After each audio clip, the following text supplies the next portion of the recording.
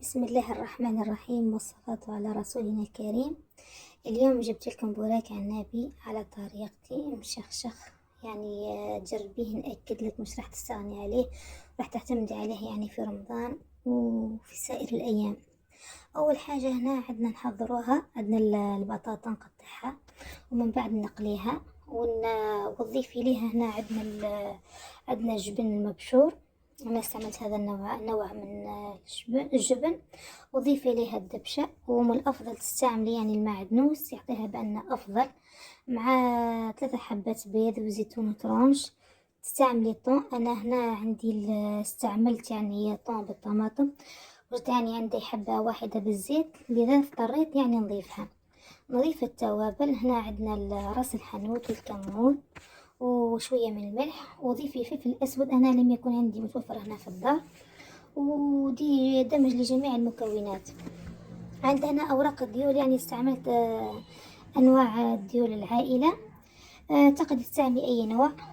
نضيف ندير الوجه الرطب يكون من الأسفل، والأحرش تكون فيه الحشو. راكم تعرفون هذه المعلومة. بعد ما ديري الحشو هنا راكي تستعملي الجبن كيما تاع الجبن التشيزي، مع الهريسة. والهريسة اختيارية، كان ما يبغيش الحار ما تستعمليش. عندنا هنا تضعي المكونات كامل كلها في بعضها، ومن بعد كي تضيفي تغلقيها وديريها في الزيت. وهنا الزيت ما يكونش على نار قوية، يكون النار هادئة، والزيت ما يكونش سخون، كما راكم تلاحظوا في هذا الفيديو. والله صدقوني غير ما شاء الله، جربيها، نأكد لك مش راح تستغني عنها هذه الوصفة. صلوا على رسول الله.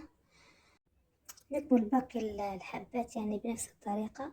وهنا عند كي بعد ما تنحيها من الزيت، ديريها من الوضع الجانب المفتوح باش تخرج الزيت نتاعها كامل. نتمنى منكم ان شاء الله تجربوها، ونشوف ان شاء الله اراء نتاعكم في التعليقات. وبارك الله فيكم ومشاهدة طيبة. شكرا.